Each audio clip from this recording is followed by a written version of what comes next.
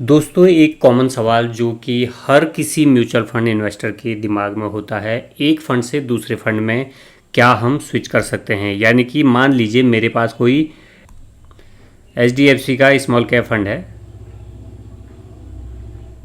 Fund है और यहाँ से मैं जो है HDFC के ही फ्लेक्सी कैप में जो है स्विच कर सकता हूँ। तो आप बिल्कुल कर सकते हैं, आप जब चाहें तब जो है आप यहाँ पे स्विच कर सकते हैं। लेकिन यहाँ पे दूसरा सवाल एक आता है कि क्या मैं SBI के स्मॉल कैप फंड या निपॉन के स्मॉल कैप फंड से HDFC स्मॉल कैप फंड में जो है पैसा जो है स्विच कर सकता हूँ।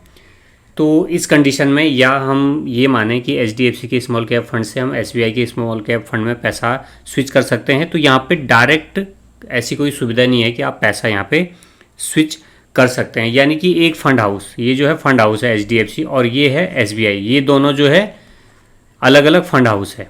एक ही फंड हाउस के दो फंडों के बीच में आप सिस्टमेटिक जो है ट्रांसफ़र भी कर सकते हैं और स्विच भी कर सकते हैं। लेकिन मान लीजिए दो आपके पास अलग अलग कंपनी के फंड हैं, एक HDFC का फंड है और एक जो है आपका निपॉन का फंड है। तो यहाँ पे आपको किस तरह से स्विच करना है, तो आइए देखते हैं नेक्स्ट सिनेरियो में।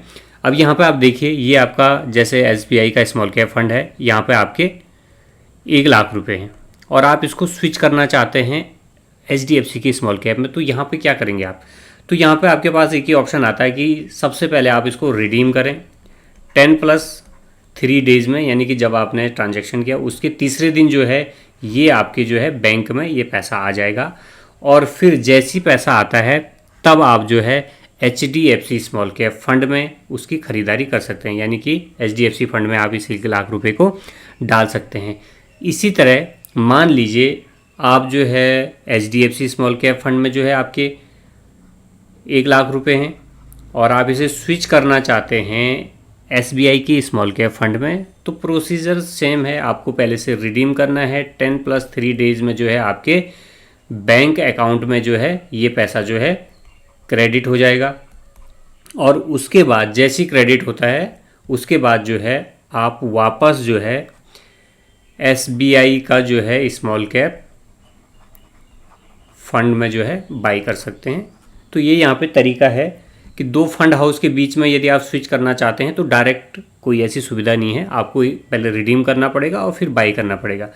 तो इसमें जो है आपका करीब यहाँ पे 4 डेज़ का जो है टाइम यहाँ पे लग जाता है, 4 दिन लग जाता है। 10+3 डेज़ यानी कि ट्रांजैक्शन के 2 या 3 डेज़ में जो है आपका पैसा आपके बैंक अकाउंट में आ जाएगा, यदि वो इक्विटी फंड है तो यहाँ पे जो है आपका T+2 या T+3 डेज़ में जो है आपका बैंक में जो है पैसा आ जाता है। इसमें हॉलीडे जो है, यदि हॉलीडे है तो वो हॉलीडे अलग से काउंट होगा। यानी कि यदि हम देखें तो ये वर्किंग डेज है, transaction plus 2 working days, transaction plus transaction की डेट प्लस 3 वर्किंग डेज।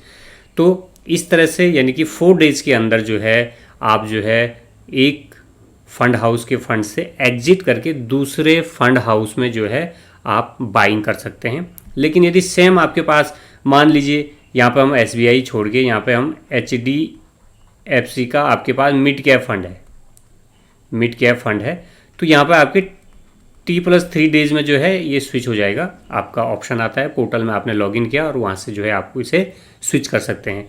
यहाँ पे आपको रिडीम करने की ज़रूरत नहीं है। एक ही फंड हाउस के फंड के बीच में यदि आप स्विच या जो है सिस्टमेटिक ट्रांसफ़र लगाते हैं तो वहाँ पे आपको रिडीम करने की ज़रूरत नहीं है। वो आप जो है उनके पोर्टल में जाके ऑप्शन आता है, तो आप सारा यूनिट या जो भी एक अमाउंट है वो सिस्टमेटिक ट्रांसफ़र के अंडर जो है वो एक फ़ंड से दूसरे फंड में यहाँ पे स्विच होता रहता है। तो दोस्तों, वीडियो आपको कैसा लगा, आप इसे लाइक कीजिए, शेयर कीजिए। चैनल पे नए हैं तो प्लीज़ इसे सब्सक्राइब कर लीजिए ताकि इसी तरह के वीडियो और अपडेट आपको आगे भी मिलते रहें। धन्यवाद। जय हिंद।